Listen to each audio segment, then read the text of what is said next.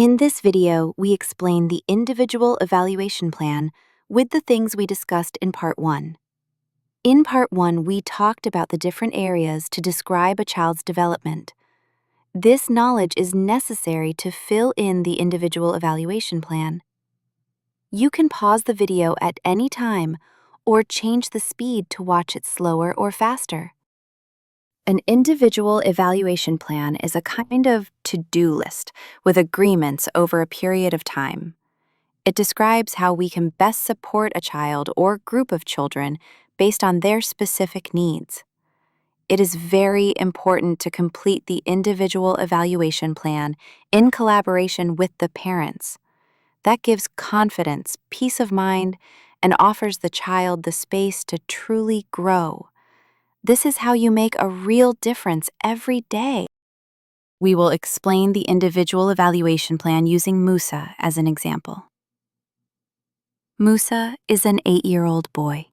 He has an intellectual disability, which means that he learns more slowly and needs extra support. Together, we will fill in Musa's individual evaluation plan step by step. We will begin by writing down some personal information about Musa. First name, Musa. Name, Mugenzi. Date of birth, 6 January 2017.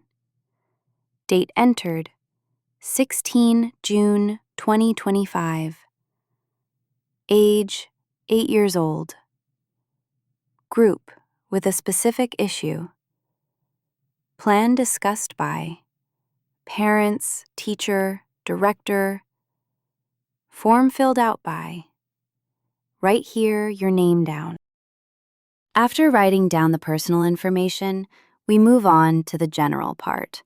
The key question is request for help. Why are the parents seeking support from the center? What is missing in the child's development? This part needs to be filled in with help from the parents. When Musa and his parents first came to the center, we asked them, "Why are you here and how can we help?" This helped the staff quickly understand what Musa needed support with. It was clear that the parents were looking for help because Musa was still struggling with independent tasks at home. They hoped that he would learn some skills at the center and that they would get useful tips to use home. As we scroll further through the individual evaluation plan, we reach the second part, the care component. There are 2 questions that need to be answered, the medical needs and the physical disability. Musa experiences some visual problems. He also takes his medication every afternoon. This should be noted under the medical needs, but this is a dynamic system. It keeps changing. That means new elements can always be added. The next part is about the physical limitations. Musa experiences some motor problems. He especially struggles with his fine motor skills.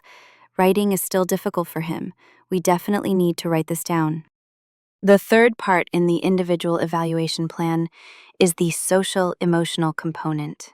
As you can see, there are 3 things that need to be discussed. These 3 points can be divided into 2 areas, at home and at school. Therefore, the home context will need to be discussed with the child's parents again. The first part is about emotions and behavior. It's important to work with concrete examples. Musa often seems happy at home, but often gets angry. For example, he was playing with sticks. When the stick broke, he suddenly got angry. At school, educators often notice that his mood can quickly shift from happy to angry. For example, during a meal, he angrily threw away his plate. The next part is about communication. Does the communication happen in a verbal or nonverbal way? Musa has trouble putting things into words. As a result, he difficulties communicating. He tries to make things clear by making sounds and saying a few words. Fortunately, he is able to communicate well without using words. Both at home and at school, he points to things when he wants something. At school, He also uses pictograms to express himself to the teachers. The last part focuses on the relational aspect. This part is about how the child interacts with their environment. Musa has a good relationship with his mother and almost always wants to be near her. At school, he makes less contact with people. He mainly does activities on his own. However, when other children interact with him, he experiences it as something positive. Now that we've covered the third part, we move on to the fourth section of the individual evaluation plan, the educational component. This section is again divided into two columns, strengths and weaknesses. The first part is the exploration of the outside world. Musa's strength is showing interest in music. When he sees a drum, he goes to it and starts playing with his hands.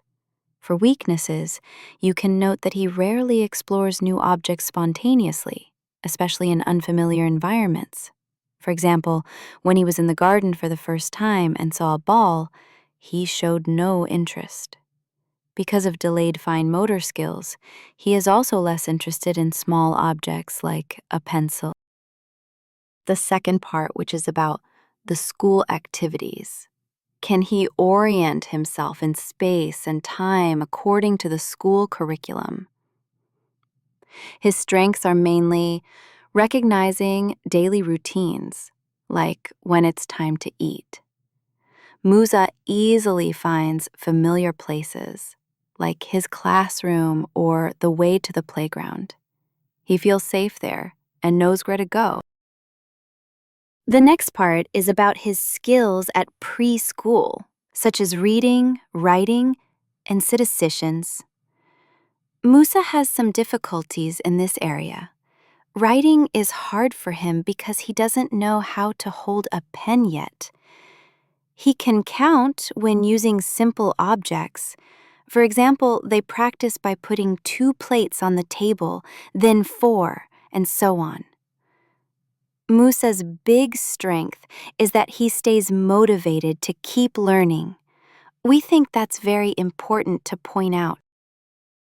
We move on to personal autonomy. This part focuses mostly on daily tasks. Musa's strengths are: he can eat and go to the toilet himself.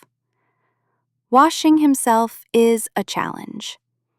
Getting dressed, for example, closing a button, is more difficult due to his limited fine motor skills. In a group, he can recognize his personal belongings. For example, he knows which jacket is his. This part is about fine and gross motor skills. Give different examples of what is difficult for the child and what they can already do when it comes to motor skills. Musa's strength is his gross motor skills. This allows him to run, jump, and participate in movement activities. His fine motor skills are weaker. Coloring is hard for him, so he gets tired more quickly when doing fine motor tasks. The last part is about transferring the activities that are given in school to home. What does a child do at home what they have learned at school?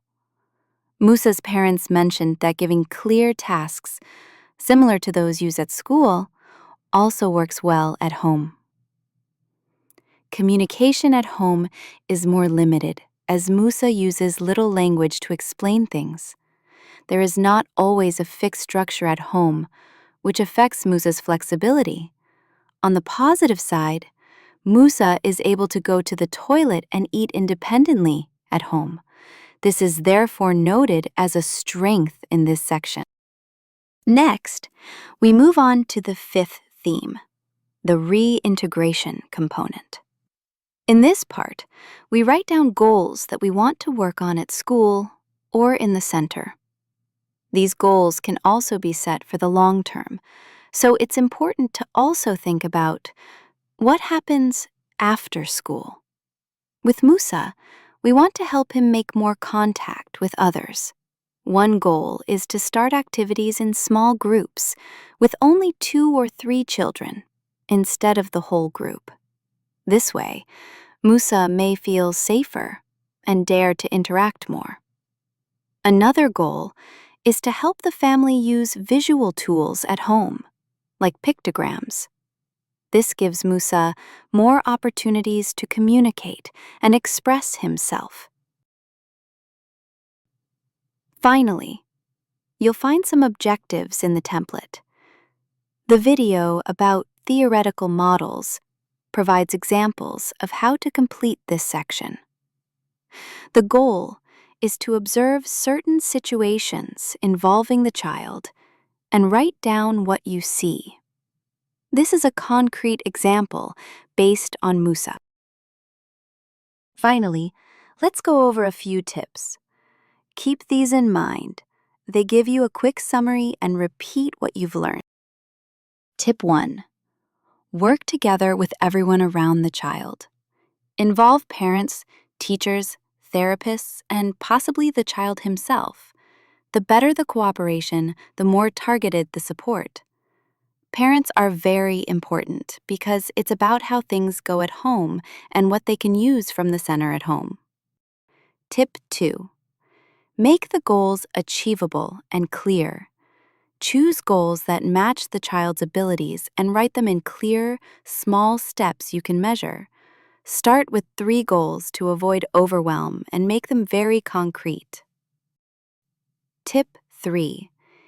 Be flexible and adjust the plan where necessary. Every child develops differently. Evaluate regularly and dare to make adjustments based on what works or what doesn't.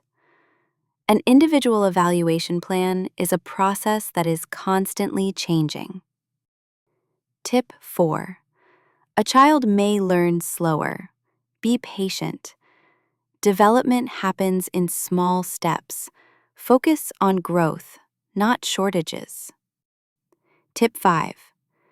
Discuss and consult with colleagues. What you don't see, someone else may see. By watching together and sharing experiences, you get a more complete picture. Tip 6. Try to take a loving approach. This provides a safe environment for the child and more opportunity for the child to grow and learn. We will briefly go over the tips again. Work together with everyone around the child. Make the goals achievable and clear. Be flexible and adjust the plan where necessary. A child may learn slower. Be patient. Discuss and consult with colleagues. Try to take a loving approach. It is important that these tips are certainly taken into account when drawing up an individual evaluation plan. Thank you for watching. We hope you understood everything. Talk about this video with other experienced colleagues. This can be very helpful.